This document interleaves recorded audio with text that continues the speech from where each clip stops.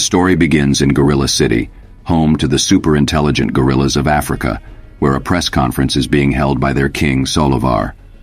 For a very long time, the inhabitants of Gorilla City believed that it would be best for both humans and apes that they remain hidden.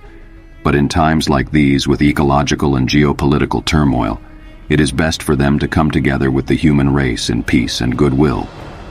Solivar petitions the United Nations for a membership as a sovereign nation, revealing themselves to all humans. As the days pass, we see Solivar meet with the president and many news corporations. He was the most famous ape on the planet, being followed around by paparazzi and asked about his personal life like any other celebrity. One particular day, as he was leaving a press conference, he was escorted to his car, but once he got in, it exploded. Every news office in the world is shocked to announce that King Solivar is dead in a terrorist car bomb attack. At the Department of Extra-Normal Operations, or DEO's headquarters, they figure out that the ones behind the bombing were a group called the Freedom Fighters of Human Supremacy. But to them, it all seems like a cover-up. Meanwhile, in Gorilla City, there is an outrage.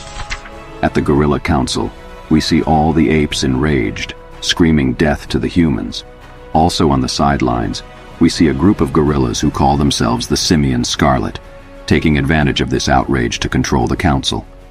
After the passing of King Solivar, his nephew, Prince Regent Olgo, assumes command of Gorilla City.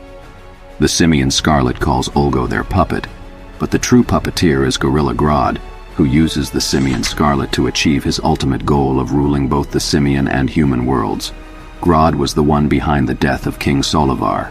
Finally, the story brings us to the Justice League, as we see Martian Manhunter contact the League and tell them they have received an unusual request. The JLA has been invited to Gorilla City to act as intermediaries between apes and humans.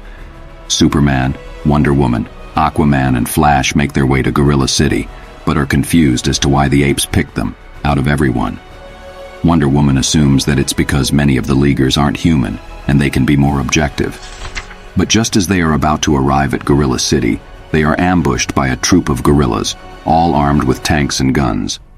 The JLA are able to easily fight them off, and Wonder Woman asks why they would attack the JLA like this, knowing that these conventional weapons won't do much good against them.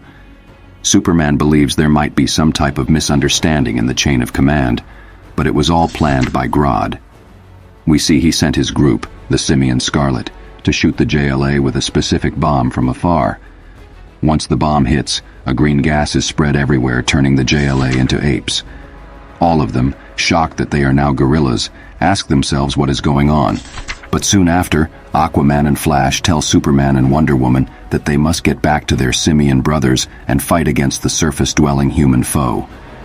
Superman and Wonder Woman, whose minds were stronger than the rest, noticed that the bomb had not only changed their appearance, but their minds were affected as well. Soon after, Wonder Woman loses control and starts screaming death to the humans like the rest of the League. Superman, being the only one thinking straight, is being attacked by the rest of the JL apes and is called a traitor for not joining them in the fight against the humans.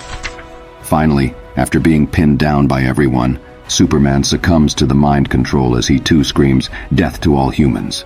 After this, the JL apes hear a familiar voice telling them that their minds have been tampered with and they must resist.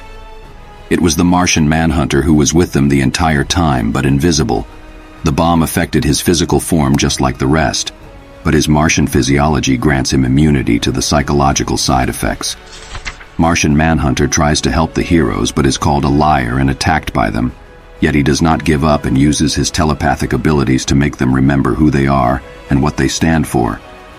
As soon as he is able, he transports the JL apes to the watchtower, far away from all the commotion. Meanwhile, the Simian Scarlet is furious that this Martian abomination has screwed up their plan.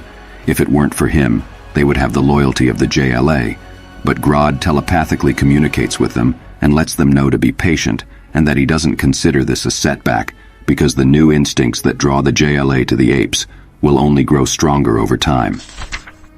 Back at the watchtower, Kyle Rayner, aka Green Lantern, arrives at the meeting and is absolutely shocked at what he sees.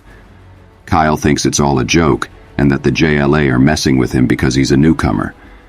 When he sits down and continues to think about the JL apes, who at the moment are acting as if nothing happened, He finally asks what the hell is going on, and Batman comes up from behind, letting him know that that's what they are trying to determine. Green Lantern is glad to see that at least Batman is still human.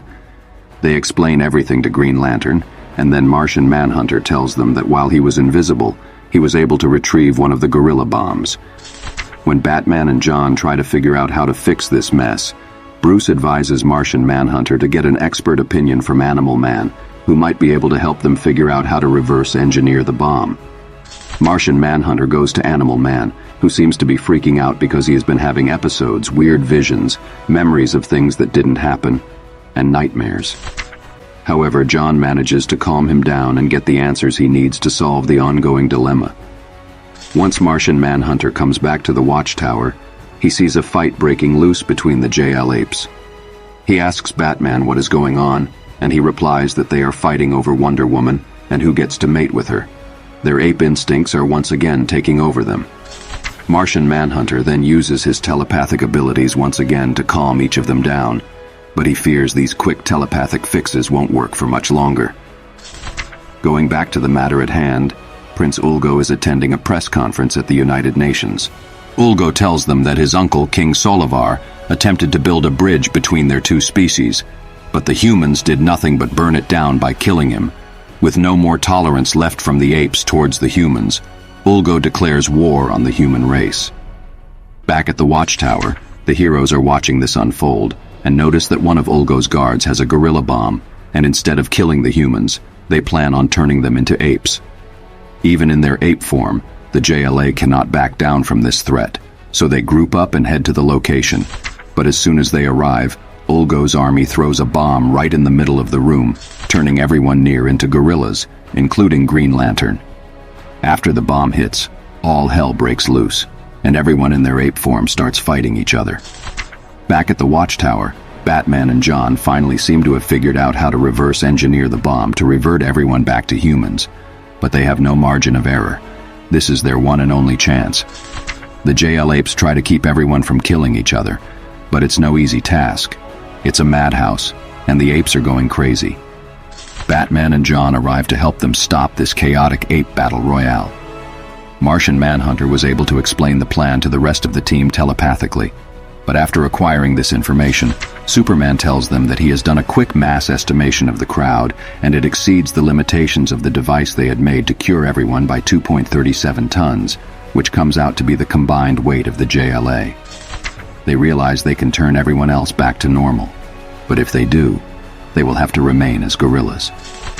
Batman tells them that there might not be another chance to turn the JLA back to normal, but in the end they all agree that their responsibility is to others, not themselves, and they decide to use the device on everyone else. Shortly after, we see that everyone but the JLA has returned to their human form. The JL apes fear that this war has only begun, and that they need to split up to figure out what the apes are truly planning. While the rest of the group scatters out, Batman wants to have a word with Martian Manhunter. He tells him that he knows that he was holding back information from the rest of the group and that he wants to know what it was. But as he looks away for a second and then back at Martian Manhunter, he sees him smile and turn invisible, disappearing before his eyes.